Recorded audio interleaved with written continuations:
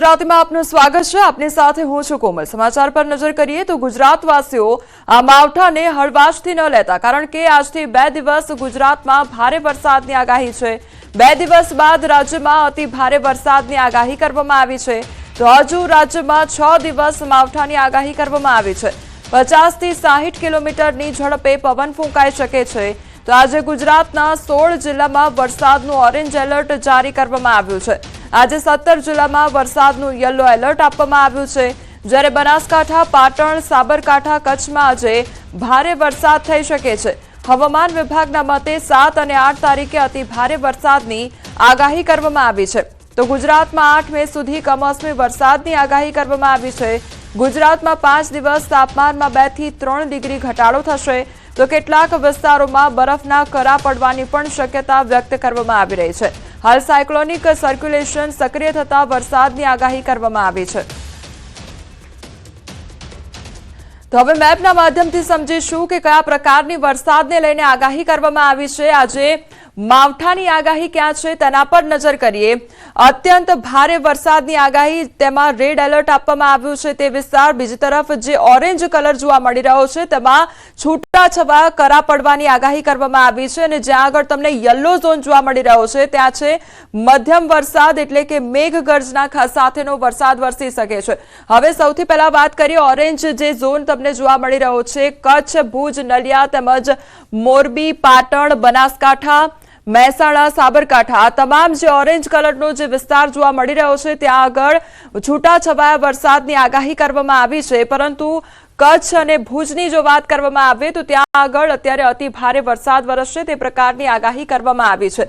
બીજી તરફ અહીંયા વાત કરીએ સૌરાષ્ટ્ર વિસ્તારની વાત કરીએ તો દ્વારકા, જામનગર, પોરબંદર, સુરેન્દ્રનગર, બોટાદમાં યલો વિસ્તાર જે તમને જોવા મળી રહ્યો છે ત્યાં આગળ તમને ઓછો વરસાદ જોવા મળી શકે છે, એટલે કે મધ્યમ વરસાદ જોવા મળી શકે છે અને ગાજવીજ સાથે વરસાદ વરસશે તે પ્રકારની આગાહી છે। અમદાવાદ, ગાંધીનગર શહેરમાં પણ યલો વિસ્તાર તમને જોવા મળી રહ્યો છે। બીજી તરફ ખેડા, આણંદ, વડોદરા, ભરૂચ, નર્મદામાં પણ યલો વિસ્તાર તમને જોવા મળી રહ્યો છે, એટલે ત્યાં આગળ તમને મધ્યમ વરસાદ જોવા મળી શકે છે। પરંતુ હજુ પણ આગામી દિવસોમાં 6 દિવસ માટે વરસાદને લઈને આગાહી કરવામાં આવી છે હવામાન વિભાગ દ્વારા। आने वाले 7 दिनों के लिए जो गुजरात स्टेट के लिए फोरकास्ट है, जिसमें हम वार्निंग की बात करेंगे तो आज के लिए मॉडरेट थंडरस्टॉर्म की वार्निंग है, और जो डिस्ट्रिक्ट है जहां पे ऑरेंज अलर्ट और साथ में मॉडरेट थंडरस्टॉर्म और जो विंड की स्पीड होगी वो 50 से 60 किलोमीटर पर आवर के आसपास होगी, वो डिस्ट्रिक्ट है गुजरात रीजन के बनासकांठा, साबरकांठा, पाटन, महसाना, अरावली, महसागर, दाहोद, छोटा उदयपुर, नर्मदा, और जो सौराष्ट्र कच्छ रीजन के डिस्ट्रिक्ट हैं उसमें जहाँ पे ऑरेंज अलर्ट जारी है वो डिस्ट्रिक्ट हैं कच्छ, बोटाड, गिर सोमनाथ, जामनगर, मोरबी,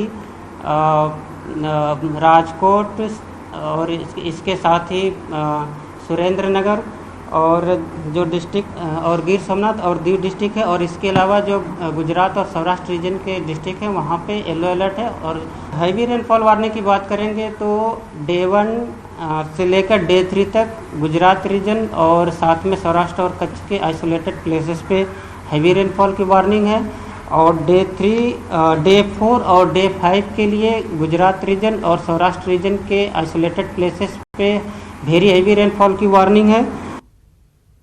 અરબી સમુદ્રમાં સર્જાયેલા સાયક્લોનિક સર્ક્યુલેશન અને ગુજરાત, મહારાષ્ટ્ર અને મધ્યપ્રદેશમાં સર્જાયેલી સિસ્ટમને કારણે વાતાવરણમાં પલટો આવ્યો છે। અમદાવાદમાં પણ વરસાદની આગાહી કરવામાં આવી છે।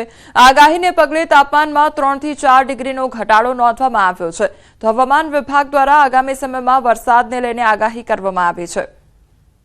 અરબી સમુદ્રમાં સર્જાયેલા એર સાયક્લોનિક સર્ક્યુલેશન અને ગુજરાત, મહારાષ્ટ્ર અને મધ્યપ્રદેશમાં સર્જાયેલી સિસ્ટમના કારણે આગામી 3 થી 4 દિવસમાં વાતાવરણમાં પલટો આવવાની આગાહી કરવામાં આવી છે। આગામી 3 દિવસ વરસાદ એટલે કે કમોસમી વરસાદ પડવાની આગાહી પણ જે છે તે હવામાન વિભાગે કરી છે।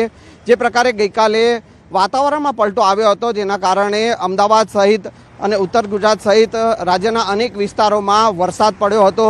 કમોસમી વરસાદના કારણે જે છે કેટલાક વિસ્તારોમાં કરા પડવાની પણ ઘટના સર્જાઈ હતી, અને આગામી 3 દિવસ સુધી હજુ પણ વરસાદની આગાહી હવામાન વિભાગે કરી છે। સાથે સાથે જે પ્રકારે વાતાવરણમાં પલટો આવ્યો હતો અને તેના કારણે જે તાપમાનમાં ઘટાડો 3 થી 4 ડિગ્રીનો જોવા મળ્યો છે અને આગામી 4-5 દિવસ સુધી તાપમાનમાં ઘટાડો 3 થી 4 ડિગ્રીનો રહેવાની પણ આગાહી હવામાન વિભાગે કરી છે। કેમેરામેન નિલેશ સોસા સાથે સંજય ટાંક, ન્યૂઝ 18 ગુજરાતી, અમદાવાદ। ભર ઉનાળે દેશભરના વાતાવરણમાં પલટો જોવા મળી રહ્યો છે, ત્યારે એમપીના દેવાસ શહેરમાં ગાજવીજ સાથે ભારે વરસાદ અને કરા પડ્યા છે। દેવાસમાં અચાનક હવામાન પલટો આવ્યો હતો અને શહેરમાં વટાણાના દાણા જેટલા કરા પણ પડ્યા હતા। વરસાદ પહેલા ભારે પવન અને વાવાઝોડું સર્જાયું હતું। પવનની ગતિ એટલી વધુ હતી કે ઘણા વિસ્તારોમાં વીજ પુરવઠો પણ ખોરવાઈ ગયો હતો। ઘણા વિસ્તારોમાં વાયર તૂટવા અને ફોલ્ટને કારણે કલાકો સુધી વીજળી પણ ખોરવાઈ ગઈ હતી। અન્ય સમાચાર પર નજર કરીએ તો આજે ધોરણ 12 વિજ્ઞાન સામાન્ય પ્રવાહનું પરિણામ જાહેર થશે। સવારે 10:30 કલાકે પરિણામ જાહેર થશે તેમજ જીએસઈબીની વેબસાઇટ પર આ પરિણામ જાહેર થશે। ધોરણ 12 અને ગુજકેટનું પરિણામ જાહેર થશે। www.gseb.org પર આ પરિણામ જાહેર થશે। ધોરણ 12નું પરિણામ આજે જાહેર થવાનું છે અને સવારે 10:30 કલાકે પરિણામ જાહેર થશે।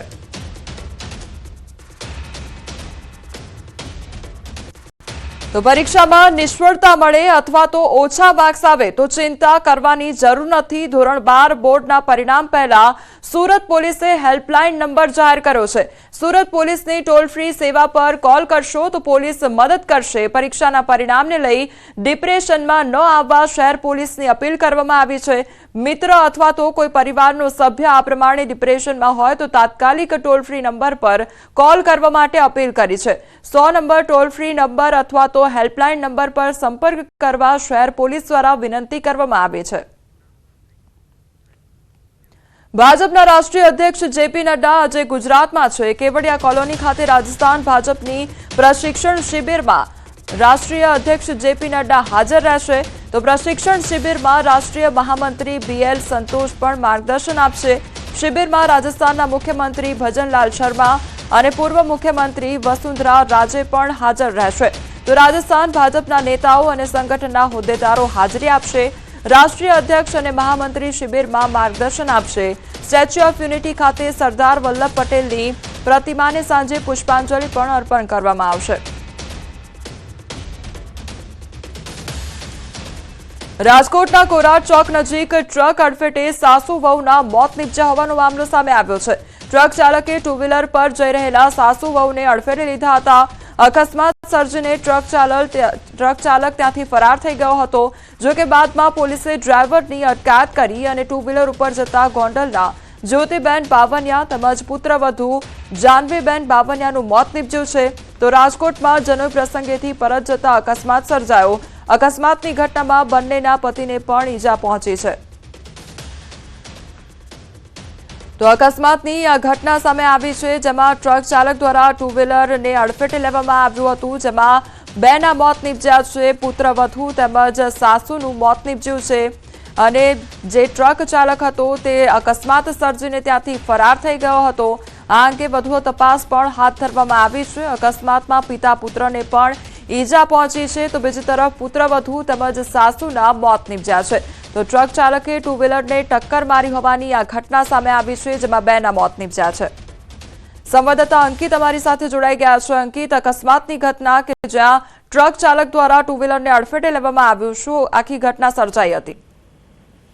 ખાસ કરીને વાત કરવામાં આવે તો જે બનાવ બન્યો છે તે રાજકોટ જે ગોંડલ હાઈવે ઉપર જે ખાસ કરીને વાત કરવામાં આવે તો રાજકોટ ગોંડલ હાઈવે પર વધુ એક ગમખ્વાર અકસ્માતની ઘટના સર્જાઈ હોવાનું છે તે સામે આવ્યું છે। ગમખ્વાર અકસ્માતમાં ગોંડલ ખાતે રહેતી બાવનિયા પરિવારની 2 મહિલાઓના મૃત્યુ નિપજ્યા હોવાનું છે તે સામે આવ્યું છે। સૂત્રોમાંથી મળતી વિગત અનુસાર રાત્રિના 1 વાગ્યા આસપાસ મનોજભાઈ બાવનિયા તેમજ તેમનો પુત્ર વ્યોમ બાવનિયા પોતપોતાની પત્ની સાથે ટુ વ્હીલર ઉપર રાજકોટ ખાતેથી ગોંડલ પરત જઈ રહ્યા હતા। તે દરમિયાન ટ્રક ચાલક દ્વારા પિતા પુત્રને તેમની પત્નીઓ સાથે અડફેટે લેવામાં આવ્યા હતા અને જે અંતર્ગત 49 વર્ષીય જ્યોતિબેન બાવનિયા તેમજ 23 વર્ષીય પુત્રવધુ જાનવી બાવનિયાનું મૃત્યુ થયું હોવાનું છે તે સામે આવ્યું છે। સાથોસાથ અકસ્માતની ઘટનામાં મનોજભાઈ તેમજ તેમના પુત્ર વ્યોમને પણ ઈજા પહોંચતા સારવાર અર્થે તેમને રાજકોટ શહેરની સિવિલ હોસ્પિટલ ખાતે જી. ખસેડવામાં આવ્યા છે. જે અંકિત આપ જોડાયેલા રહેજો અને અપડેટ લેતા રહેજો.